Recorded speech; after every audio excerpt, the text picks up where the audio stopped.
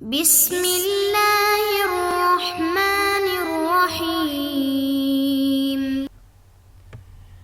بسم اللہ الرحمن الرحیم۔ السلام علیکم ورحمۃ اللہ وبرکاتہ۔ عزیز طلبہ، امید ہے آپ سب خیر و عافیت سے ہوں گے۔ جیسے کہ پچھلے لیکچر میں ہم نے عرض کیا تھا کہ اگلے لیکچر میں انشاءاللہ ہم قواعد التفسیر پڑھیں گے، اور اس سے پہلے ہم نے عرض کیا تھا کہ اصولی تفسیر سے متعلق بنیادی 3 مباحث ہے۔ ایک تو تفسیر کی مصادر و مآخذ ہے، جس پر ہم نے تفصیل کے ساتھ گفتگو کی، اور ایک تفسیر میں اختلاف، اور تیسرا مبحث قواعد التفسیر۔ تو آج ہم گفتگو کریں گے قواعد التفسیر پر۔ تو آئیے دیکھتے ہیں کہ قواعد التفسیر یہ کون سے قواعد ہے اور ان کا کیا تعارف ہے۔ سب سے پہلے ہم اس لیکچر میں آپ کو تفسیر کی قواعد کا تعارف پیش کریں گے، اس کے بعد بطور مثال کی کچھ اہم قواعد ذکر کریں گے، اور آخر میں قواعد تفسیر کی کچھ اہم کتابیں ذکر کریں گے، جس طرح کہ ہم نے پچھلے لیکچرز میں بھی تفصیل کے ساتھ ہر لیکچر کے آخر میں اسی موضوع سے متعلق اہم کتابیں اور اہم تفاسیر ذکر کی تھی۔ تو آئیے سب سے پہلے ہم اس کا تعارف دیکھتے ہیں۔ قواعد، یہ اس کا لغوی معنی الاساس و اساس اور بنیاد کو قاعدہ کہا جاتا ہے، اور اس کا اصطلاحاً اس کی تعریف ہی ہے قضیۃ کلیۃ یدخل تحتها جزئیات کثیرہ، یعنی ایک ایسا حکم کلی جس کے تحت کئی جزیات آ جائیں، اس کو قواعد کہا جاتا ہے۔ یعنی قواعد ایک ایسے حکم کلی کا نام ہے جس کے تحت اور بہت سارے جزیات آ جائیں۔ یہ تو قواعد اور قاعدے کی تعریف ہو گئی۔ اب ہم دیکھتے ہیں کہ قواعد التفسیر کی کیا تعریف ہے۔ قواعد التفسیر قواعد کلیہ یتوصل بها الى معرفت معانی القرآن و احکامہ، یعنی قواعد تفسیر ایسی قواعد کا نام ہے جن کے ذریعہ قرآن کے معانی اور احکام کی معرفت حاصل ہو۔ یعنی یہ ایسے قواعد ہے، اگر ہمیں یہ قواعد ٹھیک طریقے سے معلوم ہو جائے تو قرآن کے معانی اور قرآن کی معرفت بھی ہمیں حاصل ہوگی۔ تو ایسے قواعد کو قواعد تفسیر کہا جاتا ہے جن کے ذریعے قرآن کے معانی اور قرآن کے احکام کی معرفت حاصل ہوتی ہے۔ اب ہم کچھ بطور مثال کے اہم قواعد ذکر کریں گے۔ ویسے تو تفسیری قواعد بہت زیادہ ہے، اور ہم آخر میں بتائیں گے بھی، جن کتابوں کا ہم نام ذکر کریں گے اس میں یہ بھی بتائیں گے کہ اس کتاب میں سب سے زیادہ تفسیری قواعد ہے، لیکن بطور نمونہ کے، بطور مثال کے ہم یہاں 5-6 قواعد ذکر کرتے ہیں۔ پہلا قاعدہ یہ ہے القول فی الاسباب موقوف علی النقل والسماع۔ کیا مطلب ہے اس کا؟ یعنی اسباب نزول میں وہی قول معتبر ہوگا جو کسی معتبر روایت سے ثابت ہو۔ اسباب نزول بہت ہی علوم قرآن میں سے ایک اہم ٹاپک ہے۔ تو کہہ رہے کہ اسباب نزول میں اگر بہت ساری روایات ہوں تو جو معتبر روایت ہوگا اسباب نزول میں وہی قول معتبر ہوگا۔ اسی طرح ایک اور قاعدہ ہے الجملۃ الاسمیہ تفید الثبوت، یعنی جملہ اسمیہ ثبوت اور استمرار کا فائدہ دیتا ہے۔ قرآن مجید میں جہاں بھی جملہ اسمیہ آیا ہے تو اس سے ہمیں ثبوت اور استمرار کا فائدہ ملتا ہے۔ تیسرا قاعدہ الجملۃ الفعلیہ تفید الحدوث والتجدد، یعنی جملہ فعلیہ حدوث اور تجدد کا فائدہ دیتا ہے۔ قرآن میں جہاں بھی جملہ فعلیہ آیا ہے تو اس سے معنی کے اندر تجدد آ جاتا ہے۔ چوتھا قاعدہ قد يكون سبب النزول واحدا والآيات النازلة متفرقة أو العكس، یعنی کبھی کئی آیات کا ایک ہی سبب نزول ہوتا ہے، آیات بہت ساری ہیں لیکن سبب نزول شان نزول ایک ہی ہے، اور کبھی ایک آیت کے کئی سبب نزول ہوتے ہیں، یعنی آیت ایک ہی ہے لیکن مفسرین اس کے کئی سبب نزول بیان کرتے ہیں۔ اسی طرح 5واں نمبر قاعدہ ما ابہم فی القرآن فلا فائدۃ فی المعنی تترتب علی ذکرہ، کہ قرآن میں جس چیز کو مبہم رکھا گیا ہے تو اس کو ذکر کرنے میں کوئی فائدہ نہیں ہے۔ اسی طرح اگلے قاعدے میں یہ کہا ہے اذا تنازع معنی اللفظ ومدلولہ الحقیقہ حقیقت الشرعیہ والحقیقت العرفیہ اللغویہ قدمت الحقیقت الشرعیہ، کہہ رہے ہیں کہ اگر کسی لفظ اور اس کی مدلول کے معنی میں اختلاف ہو جائے حقیقت شرعیہ اور حقیقت لغویہ میں، یعنی کسی معنی کا ایک حقیقی شرعی معنی ہے، کسی لفظ کا شرعی معنی ہے اور کسی لفظ کا لغوی معنی ہے، اگر دونوں میں اختلاف ہو جائے تو جو حقیقت شرعیہ ہے، جو شرعی معنی ہے، اس کو ہم ترجیح دیں گے اور اسی کو مقدم کیا جائے گا۔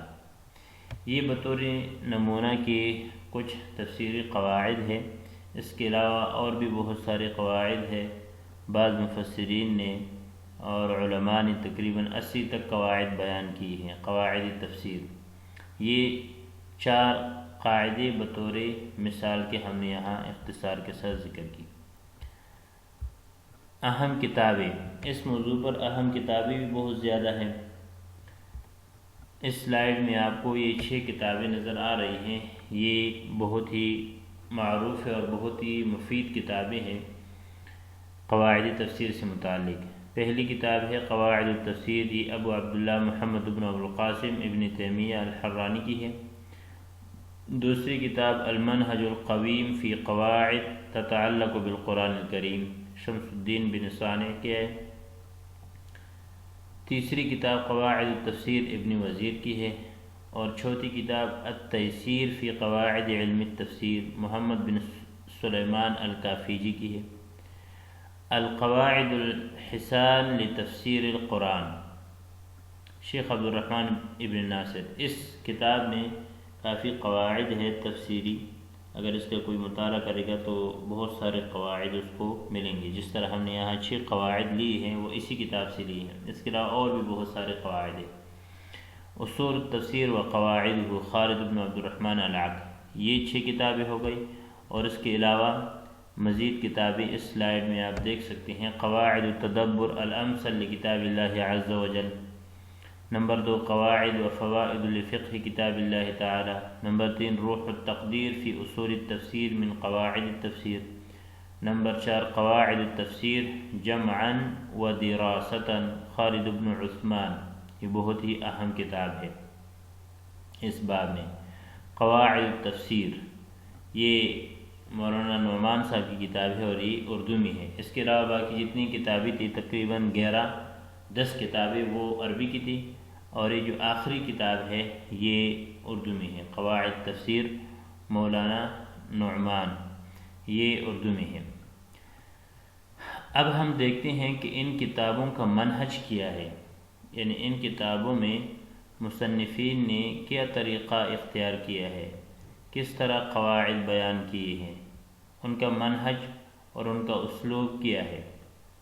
ان کتابوں کا منہج کیا ہے، منہج حروف تہجی کے اعتبار سے، یعنی کچھ کتابیں تو ایسی ہے ان میں سے جو حروف تہجی کے اعتبار سے لکھی گئی ہے۔ مثلا الف پہلے نمبر پہ ہے تو سب سے پہلے وہ قواعد ذکر کیے ہیں جو الف سے شروع ہوتے ہیں، اس کے بعد با ہے تو پھر وہ قواعد ہیں جو با سے شروع ہوتے ہیں، پھر اس کے بعد تا ہے تو اس کے بعد ایسے قواعد کا بیان ہے جو تا سے شروع ہوں گی۔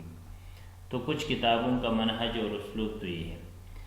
کچھ کتابیں ایسی ہیں کہ قاعدہ کی اغلبیت اور شمولیت کے لحاظ سے، یعنی جو قاعدہ سب سے زیادہ کئی چیزوں کو شامل ہوگا یا بہت زیادہ معروف قاعدہ ہوگا تو اس کو پہلے ذکر کیے ہیں، اور جو غیر معروف قواعد ہے ان کو آخر میں ذکر کیے ہیں۔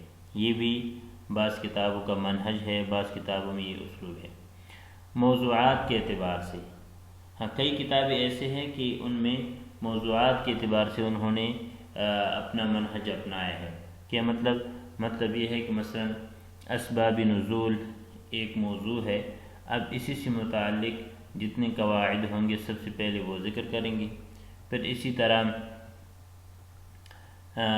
نسخ یہ بھی ایک موضوع ہے، ایک ٹاپک ہے، اب ناسخ و منسوخ سے متعلق جو قواعد ہوں گے اس کے بعد وہ ذکر کریں گے۔